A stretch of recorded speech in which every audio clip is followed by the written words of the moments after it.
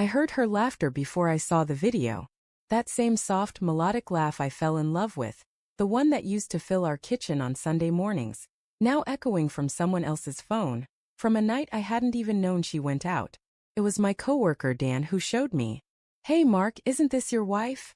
he'd said, sliding his phone across the break room table with an awkward smile that tried to mask discomfort. On the screen, in the dim glow of flashing lights, my wife Emma swayed on a dance floor, a half-empty cocktail in her hand. Her arm draped around a man's shoulders. The man leaned close, too close, and whispered something that made her tilt her head back and laugh. The same laugh I'd once promised to protect for life. The timestamp read Friday night. She told me she was at her friend Julia's girls' night. My throat tightened. I forced a chuckle, the kind men used to hide the sting. "Yeah, that's her. Guess Julia's camera shy." Dan's eyes flickered with pity. "Didn't mean to cause trouble, man." But the trouble had already begun. That night, Emma came home just past midnight. I was awake on the couch, pretending to scroll through emails, but every muscle in my body was coiled tight. She slipped through the door quietly, her heels dangling from her fingers, the faint scent of tequila and perfume trailing behind her. "Hey," she whispered when she saw me, startled. "You're still up." "Couldn't sleep," I said evenly.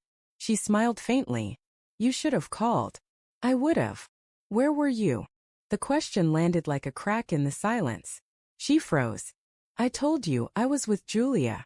I nodded slowly. "At that club downtown? The one where you were dancing with some guy?" Her eyes widened, and for the briefest second, guilt flashed across her face before she masked it with defiance. "Who told you that?" "I saw a video." "Mark, it's not what you think," she said, stepping closer.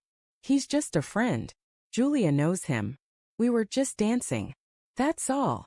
My heart wanted to believe her, but my gut screamed that she was lying. "A friend," I repeated, bitterness coating my tongue. "Funny how you never mentioned him." Her lips trembled. "You're overreacting." "Maybe," I said, standing. "But I'm done being the last to know what my wife's up to." She flinched as if I'd slapped her. "You're being ridiculous. I can't even go out without being accused of cheating." "Not when you look that happy in someone else's arms," I said quietly. "Not when you told me you'd be with your friends, and not another man." She stared at me, speechless. Then with a scoff she turned away. "I'm going to bed." I didn't follow her. The next morning she left for work early. I stayed home, mind spinning, piecing together every little lie from the past few weeks. The sudden late nights, the secretive smiles at her phone, the way she'd started sleeping with her back to me. I wanted proof before I accused her again. So that night, I installed a small GPS tracker app we'd once used to find our phones. I linked it to her car without telling her. By Saturday evening, she said she was meeting a client. At 9 p.m., the tracker showed her car parked not at her firm, but outside a downtown hotel. The name flashed on my screen like a knife. The Haven Suites. I waited. An hour passed. Then 2. I watched the blue dot remain in the same place, mocking me with its stillness. At midnight, I locked the front door. Every lock, every chain, every bolt. And then I sat down in the dark. It was 2:13 a.m. when my phone buzzed. Her name lit up the screen. I didn't answer. A minute later, a knock. Then another. "Mark." Her voice muffled and shaky. "Please open the door." I stayed silent. "Mark, it's not what you think. Please." The sound of her pounding grew desperate. "My phone's dying and it's freezing out here. Please just talk to me." I stood by the door, my hand on the knob, heartbreaking and burning at once. "You lied to me, Emma," I said finally, loud enough for her to hear. "You said you were meeting a client."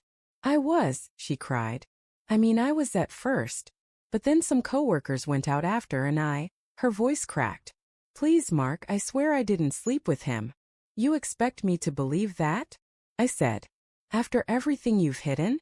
The lies, the nights out, the videos." Silence. Then a faint sob.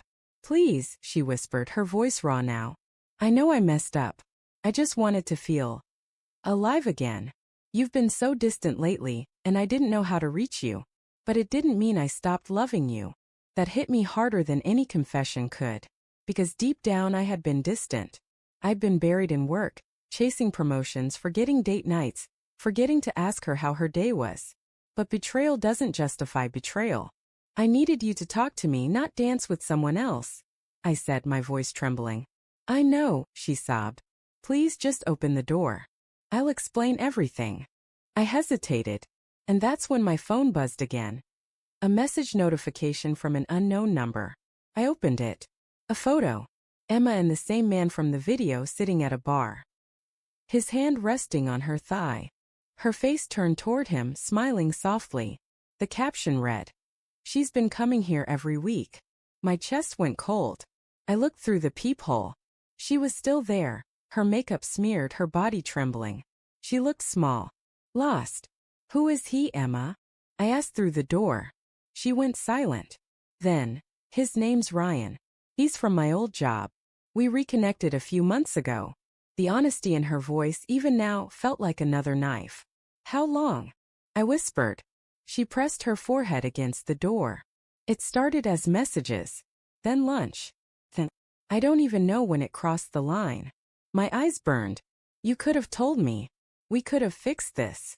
I was scared, she said, voice breaking. Scared you'd stop loving me completely. Scared you'd see how lonely I was. Her words hit a part of me I didn't want to feel.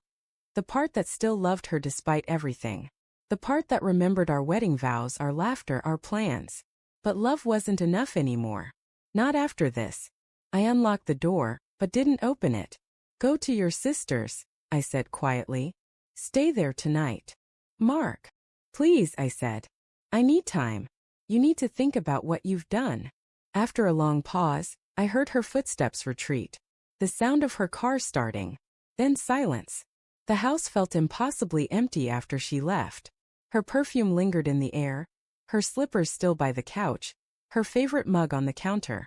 Everything screamed of her presence, and her absence. I sat there until dawn, staring at the front door she used to walk through with a smile. By morning she'd texted me once. I'm sorry for everything. I'll wait for you to call. I didn't reply. I didn't know if I ever would. But when I finally looked outside, I saw her forgotten key still in the lock. It felt like a metaphor for everything that went wrong.